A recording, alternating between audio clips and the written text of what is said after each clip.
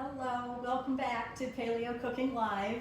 Today we are eating the rainbow, and you can see by this beautiful platter of fresh vegetables, I have all sorts of things prepared and ready for you. Some easy recipes and some recipes. We're gonna start off with a really fun thing that is something that you probably don't think you would ever eat, but I'm gonna show you why you could change your mind about this. This is kale. Okay, before you roll your eyes, first of all, kale is one of the best dark leafy greens because of the nutrients. And I like to do kale a couple of ways. First of all, I like to make chips with it, and these chips are so delicious and so easy, they're addicting. And I just spray these with a little bit of avocado oil spray, or maybe some of this ghee, which comes in a spray can, and I am in love with this because you get that nice buttery flavor without the dairy solids. Or you can just brush them with olive oil, and you bake them in the oven until they're nice and crispy. And they're delicious. Dust them with a little salt right when they come out of the oven, and they're so good. The other thing that I love about fresh kale is that it makes an excellent salad. And it's really easy to prepare. This is called Lacantino kale. It's my favorite. It's not that really curly, ornate kale. Some of the leaves can be bigger. You can see that they still sort of roll under, but look at that gorgeous dark color. And the easiest thing is to just run a knife down each side of this thick rib, because you really don't want to eat that. And just pull that right out. And then you can just use the leaves, either tear or run a knife through them in some bite-sized pieces, and you can add those to your salad. I have a salad that I started here yesterday. We have a little technique that we call massaging the kale, okay? We all need a little massage now and then. These are the leaves that I cut up, and I just season them with a little fresh lemon juice, and you literally just get your hands in there for about 2 to 3 minutes. Some directions say 10 to 12. You do not need to do this for 12 minutes. And it's almost like kneading hamburger meat or bread dough. It's very therapeutic. And the lemon juice helps to break down and tenderize those kale leaves. You can see I left a few stems in there. And it literally just comes down into little pieces. I did it yesterday because I think that the lemon juice really helps to tenderize, so it's just like marinating something. It gives it an extra day to give it a nice flavor. And then I have this nice flat dish, because you'll see the salad we're gonna do. I like to show off everything that's going into the salad. So first I'm just gonna put this lovely kale and spread it out. And this is more than enough for 2 people. And if you need to double the recipe, double the recipe. Now the next thing I'm doing is, you know how you sometimes get these big boxes of these little tomatoes, and after a few days they start to get a little wrinkly and you're like, should I eat these? This is what you do with these tomatoes. You just cut them all in half, put them in a bowl with a little olive oil and salt, put them on a sheet pan, and roast them until they get nice and blistery and wrinkly. It concentrates all of those delicious tomato flavors. They get a beautiful sweetness. I actually think it's easier to do with these little grape and heirloom tomatoes than it is with a big tomato. But Roma tomatoes works just as well. So before I add the tomatoes, I just want to hit this with a little bit of salad dressing. Now we already have the lemon on here, but I'm just going to do a couple tablespoons of a balsamic vinaigrette. And I made this very easily.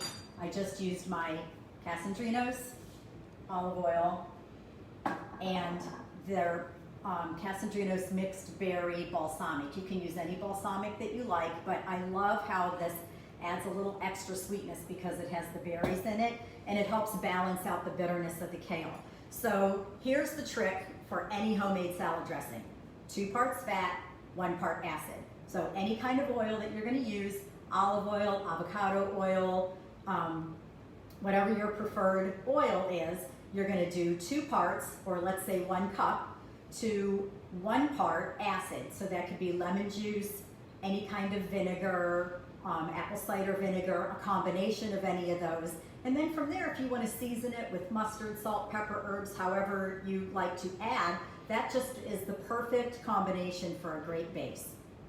And I'm just going to stir this up a little bit. I keep it in a jar. I can just shake it, and it's always at the ready. And just drizzle this with a couple tablespoons of the salad dressing and toss it around.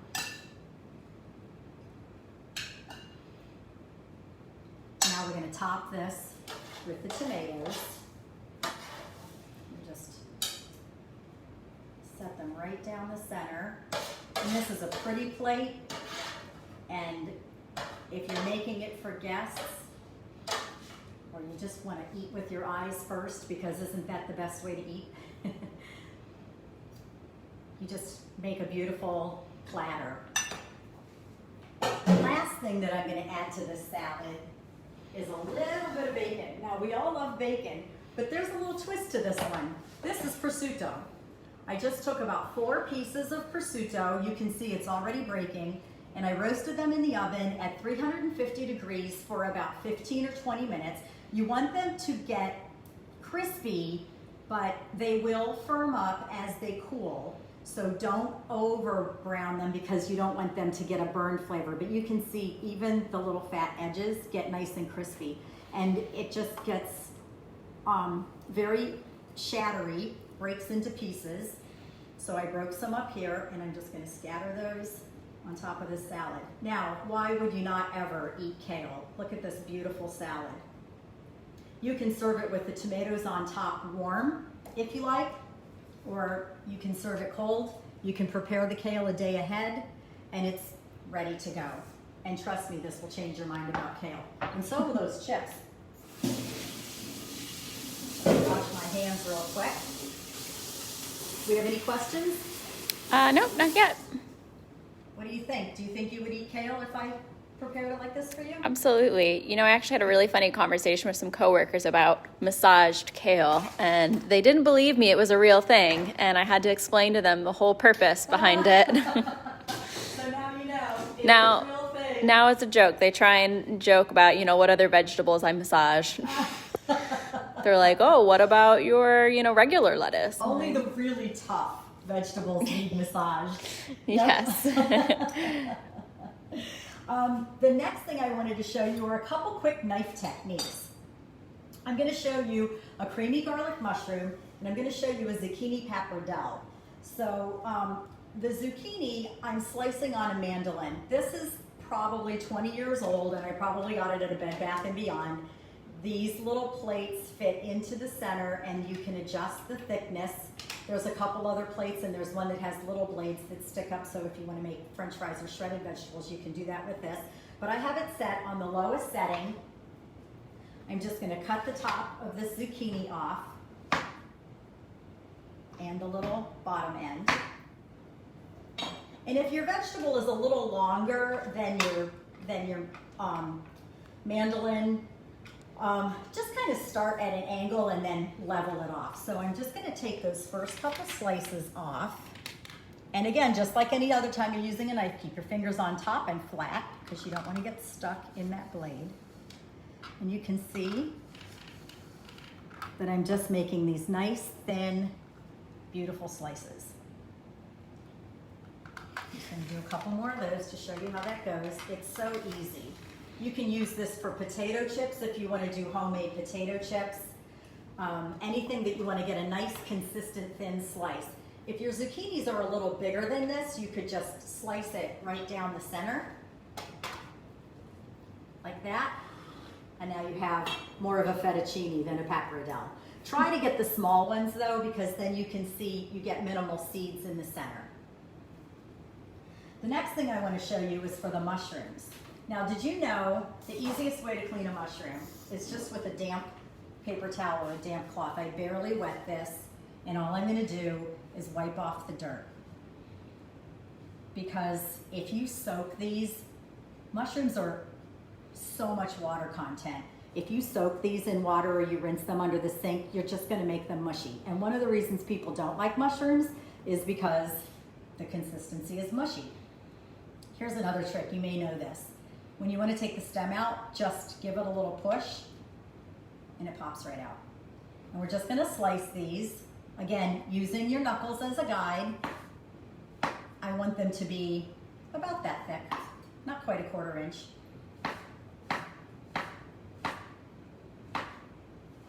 And that's the easiest way to prepare mushrooms. And if you want to use the stems, I always cut that little bottom end off, and then I'll incorporate these into it too.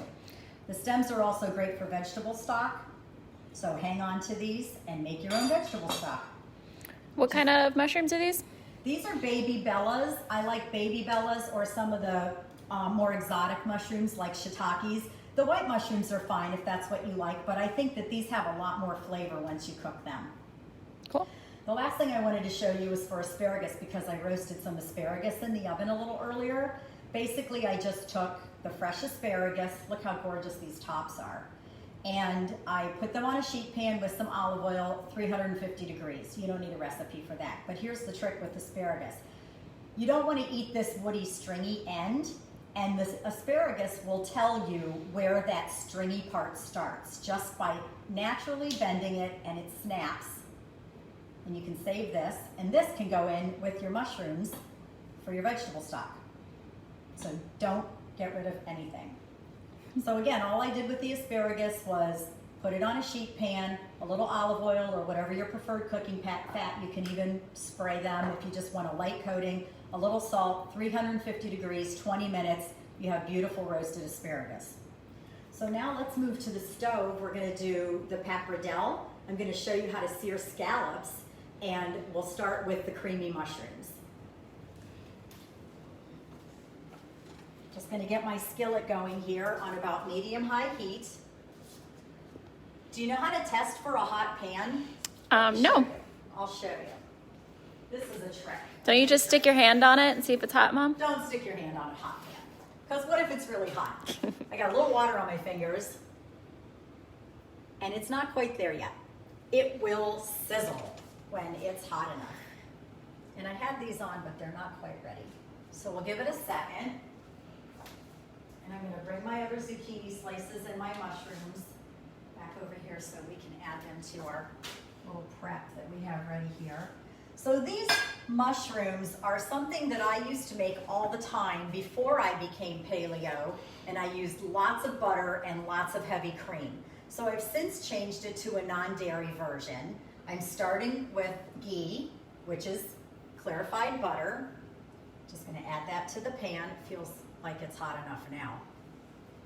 And once that melts, we're gonna put in the mushrooms. And you're probably wondering, why am I gonna show you how to saute mushrooms? Well, I'll tell you what. One of the things that people don't know about sauteing mushrooms is you have to wait for the liquid to come out of the mushrooms, again, or they're gonna be mushy.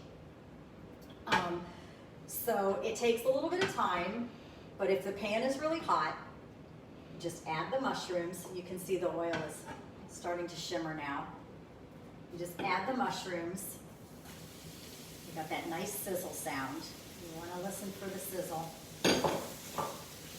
And you don't want to stir them around a lot. You want to make sure that they all get a nice coating from the oil, and then leave them alone. And you can see I'm using a regular pan. I prefer not to cook with nonstick unless it's something that's really going to give me trouble, because I would rather get my nutrients from my food than toxic chemicals in the pan. So while those are getting started, let's talk about the zucchini pappardelle. Again, I don't eat gluten, so I'm really missing noodles sometimes. And this is a really easy way to cook zucchini for someone that maybe doesn't love zucchini. So I have about 4 tablespoons or a 1/4 cup, 4 tablespoons equals a 1/4 cup of ghee. I'm just gonna put that in to my pan and let that get nice and hot. These mushrooms are really smelling good.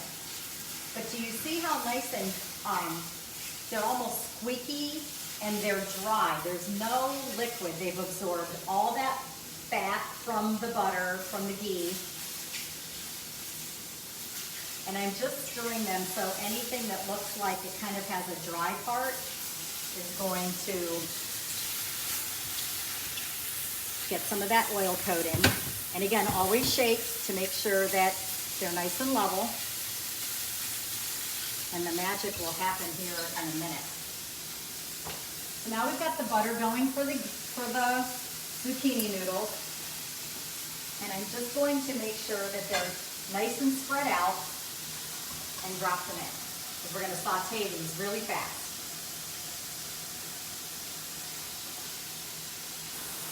And they'll cook down, so don't think that, you know, 1 zucchini per person is enough. Sometimes with these little zucchinis, 2 zucchini per person is plenty. They will cook down. And this is a 1-pan dinner. So we will do all of this in 1 pan. I'm just going to stir those around. You can hear them sizzling already, and they'll get nice and translucent. So don't overcook them. You want them to be al dente, just like your pasta. Give these a nice stir so they can get that coating. And look what's happening to these mushrooms. See how nice and glossy they look? That is because they're releasing their liquid. Once that liquid comes out, you get a nice firm mushroom. And I also want you to notice how there's some little brown bits on the bottom of the pan. There's so much flavor in those brown bits. We're gonna do a cooking technique called deglazing the pan. We're just gonna add a little bit of chicken stock while the heat is very hot. That cooking stock immediately creates steam, and you just take your spatula and start pushing it around. Immediately, you're gonna scrape up all those yummy little brown bits. You can do this with meat, with chicken, anything that you wanna just add like a nice sauce. And because I'm doing it with the chicken stock, it's gonna reduce immediately. See, it's almost down to nothing already. And this is when I add the garlic.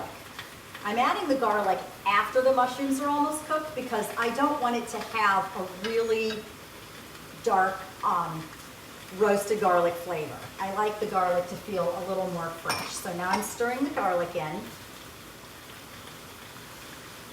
You can see I'm multitasking, right? I'm getting a lot of things done at once. And I want to show you just how simple it is to have a couple of things going and get it all done at the same time. We don't want to be in the kitchen all day, but we want to eat good food. Those are coming along very nicely. Now I'm stirring in this garlic, and instead of heavy cream, like I used to do in this recipe in the old days, I'm going to add about a half a can or about a cup of organic coconut milk. And this does the same thing as a heavy cream. It gives you that nice creamy consistency, and with the heat up on high, it's going to reduce down pretty quickly. You can use these over a steak. You can serve them on the side. You can throw in a few pieces of chicken that's already roasted, chicken breasts, or even some chicken strips that you buy already cooked. And this makes a delicious dish. Or throw it on top of your steak. That's my favorite. Exactly. Exactly. So while that reduces a little bit, I'm going to give these zucchini noodles another stir. And they're looking really good. Can you do me a favor? Yeah. I left the salt over there. I need the salt. I'm just going to toss a little salt on these guys.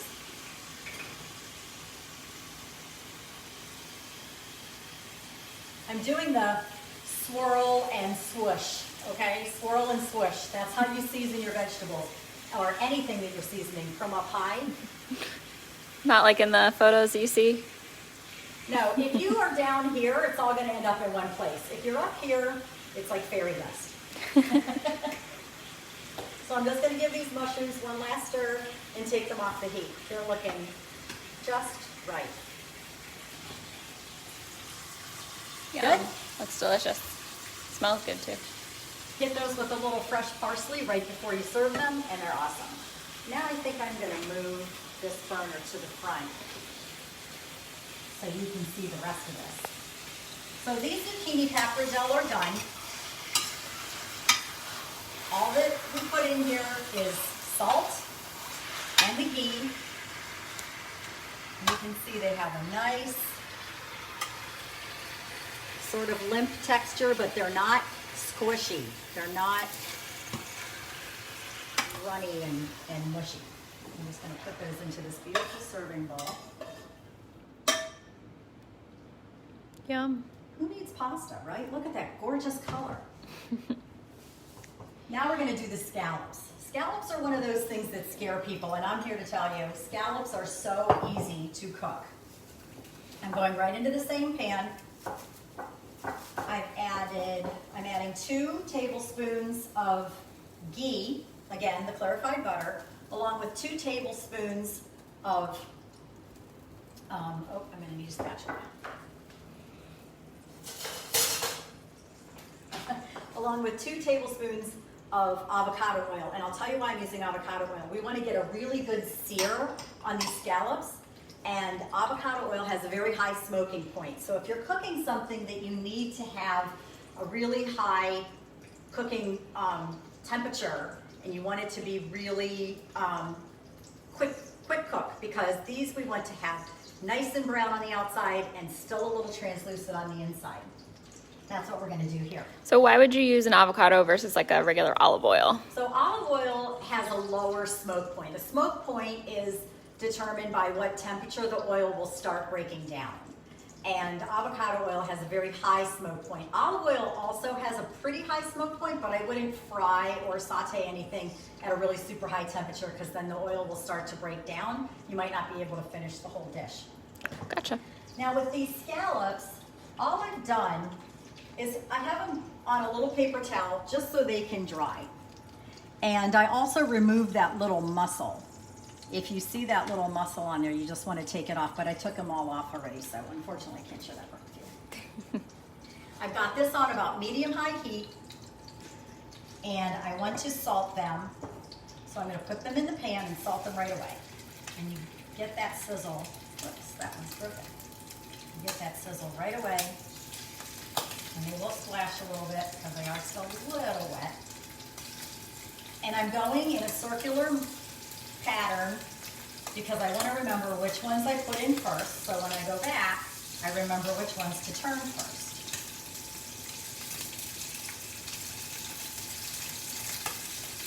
Now those are all in. I'm going to hit them with some salt.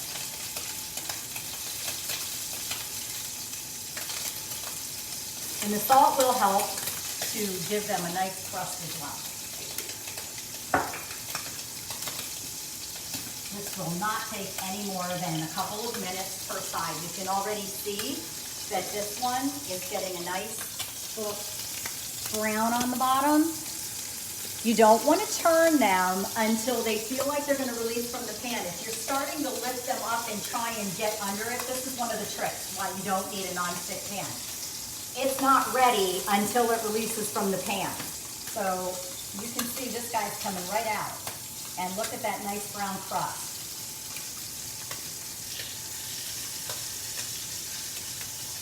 And that one's not ready. So we're just gonna let them go around. That one is, and it's probably because it's a hot spot on my stove. You know, this guy's 20 years old, so he's not so consistent these days. You have to work around your appliances too. And you can see they have a nice, beautiful color.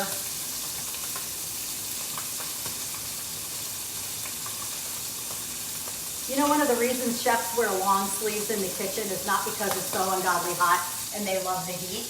It's because they don't get burn marks from things splashing. You ever see a chef with his sleeves rolled up? He doesn't know what he's doing. Of course, I'm sleeveless today because it's been 95 degrees every day here in Orlando. And even with the air conditioning on in the house, it gets a little warm in the kitchen. So we got these guys all turned over. I'm gonna give them another couple minutes.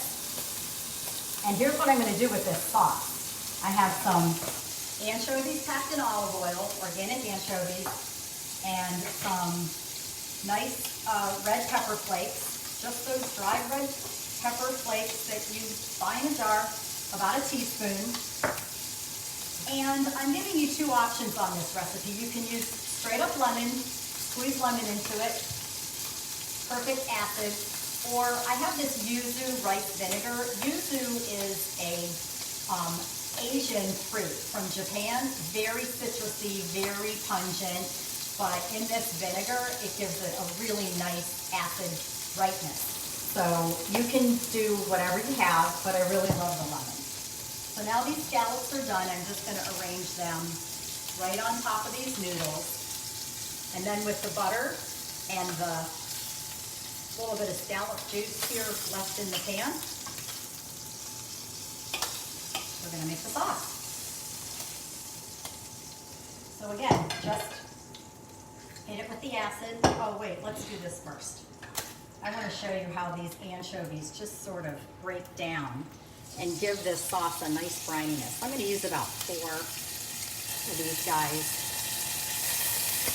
I'll turn the heat down a little bit so they don't burn and just kind of mash them up with the fork. So you're not going to eat a whole anchovy in your sauce. It's going to be little bits. We're going to break them up. Okay? And we're going to add our acid. You know how much I love to measure. A couple tablespoons, and those red peppers. And again, because we added that acid and we have some of those brown bits from the scallops, we're just going to let this reduce. It's going to become a nice broth, seafood broth and buttery sauce. Doesn't that smell amazing with that vinegar? It does. And that's it. We're going to pour that right over top of the whole dish.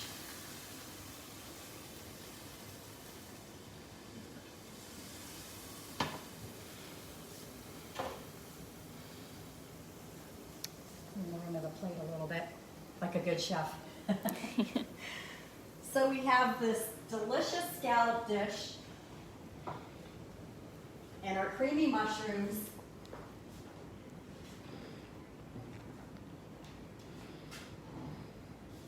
We can serve on anything.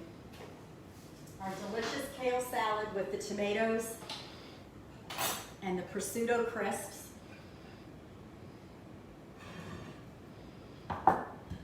And finally, this beautiful platter of roasted vegetables. This was all done the same way. The asparagus, as I mentioned earlier, 350 degrees for about 20 minutes with a little olive oil.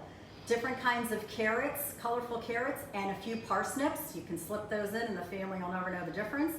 I just season these with olive oil and a little cumin. And the okra, this okra will change your life. It is literally just air fried. 10 minutes at 400 degrees in the air fryer, again, with a little spray or butter or fat of choice, and that's all you need. And if you don't have an air fryer, this is a really good trick. If you have one of these cooling racks from baking, just set it over top of a sheet pan with some parchment, just like that. Turn the heat up to about 400, which would equal what you're doing in a convection air fryer. Air fryer is just basically a high heat convection oven that circulates the air. So you can pretty much mimic what an air fryer does in your actual oven. I like the air fryer because sometimes I just don't want to turn on the oven. And you can create platters of vegetables like this for yourself and your family. So that's everything I have for you today. Make sure you try some new vegetables because there's always something new and different and a fun way to prepare it. These are all very simple preparations. I hope you enjoyed it. Let me know if you try anything. Be sure to go on Living Delish and Nutrish to sign up for my newsletter, and I hope to see you next week. Thanks for joining me.